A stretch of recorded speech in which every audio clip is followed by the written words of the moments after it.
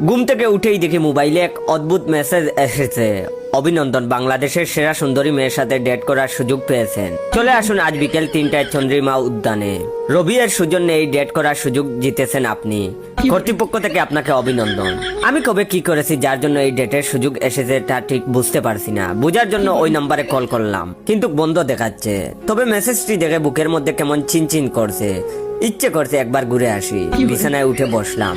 শুনতে পাচ্ছি বাড়িতে ভীষণ চিল্লাপাল্লা হচ্ছে। এর মানে বড় আপা এসেছে। আমাদের বাড়িতে একজনই চিল্লায়, আর সে হচ্ছে বড় আপা। দুলাভাইয়ের সাথে ঝগড়া লাগলেই এই বাড়িতে চলে এসে ফোনে ইচ্ছা মতো দুলাভাইকে বকাঝকা করেন। যেমন এখন চেঁচিয়ে ফোনে বলছেন, আমি তোমার ওই সংসার আর করব না। তুমি এই যুগের ফেরাউন। ফেরাউন সাগরে ডুবে মরছে, তুমি মরবা বাথরুমে কমেডে ডুবে। তুমি কোন সাহসে বলতে পারলা আমি দিন দিন রোবটিক হয়ে যাচ্ছি? এই রোবট তোমার ওই সংসার করবে না। আর যাও, তুমি একা একা জিন্দেগি কাটাও, আলবিদা বলে ফোন রেখে দিয়েছে। বিগত 11 বছর ধরে প্রতি মাসে 15 দিন আপা আমাদের বাসায় এসে এভাবে আলবিদা জানায়। এর ঠিক 1 ঘন্টা পর দুলাভাই এসে আপাকে সরি টরি বলে বাসায় নিয়ে যায়।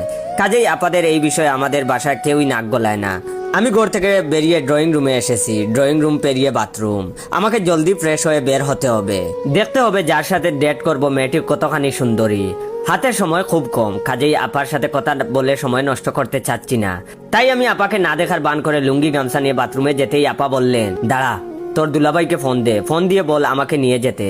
আপার দিকে আমি ঘুরে তাকালাম, দেখি তার চোখ দিয়ে টপ টপ করে পানি পড়ছে।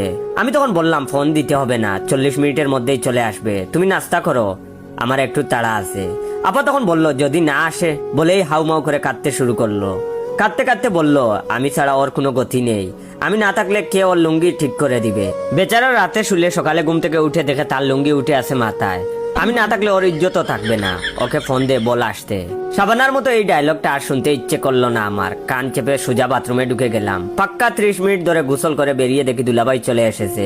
আপার মাথায় হাত শুয়ে বলছে, আমার আর এই ভুল হবে না, সরি, চলো বাসায়। কিছুক্ষণ আগে সাবানা সেজে টাকা আপার মুখে দিয়ে বের হচ্ছে এখন অহংকার। তিনি বলছেন, কে আসতে বলছে তোমাকে, চলে যাও। তুমি যতক্ষণ ছিলে না আমি ভালো ছিলাম। আর দুলাভাই নিজের মতো করে মানিয়েই যাচ্ছে। আমার এসব দেখলে চলবে না। আমার হাতে একদমই সময় নেই। বিজয় সারণীর সিগন্যালেই কেটে যায় 1 ঘন্টা। কাজেই অনেকটা সময় হাতে নিয়েই বের হতে হবে। কোন পারফিউম মেখে যাব বুঝতে পারছি না। তাহমিনাকে জিজ্ঞাসা করা যেতে পারে। মেসেঞ্জারে ঢুকতেই দেখি তাহমিনার বেশ কয়েকটা মেসেজ। লিখছে, কোথায় তুমি, আজকে কোথাও বের হবে? আমি আজ বাইরে পড়াতে যাব না, শরীর ভালো লাগছে না। এই মেসেজ দেখে বেশ স্বস্তি লাগছে, নির্ভয়ে এখন ডেট করা যাবে। আমি তখন লিখলাম, খুব জরুরি একটা কাজে বাইরে যাব, চাকরির ইন্টারভিউ আছে। কোন পারফিউম মেখে যাব বুঝতে পারছি না। তখন সে রিপ্লাই দিল, আমার সাথে প্রথম দিন যেটা মেখেছিলে, আর শার্ট পরবা ব্লু উইথ ব্ল্যাক প্যান্ট। আমি তখন বললাম, ওকে। রিপ্লাই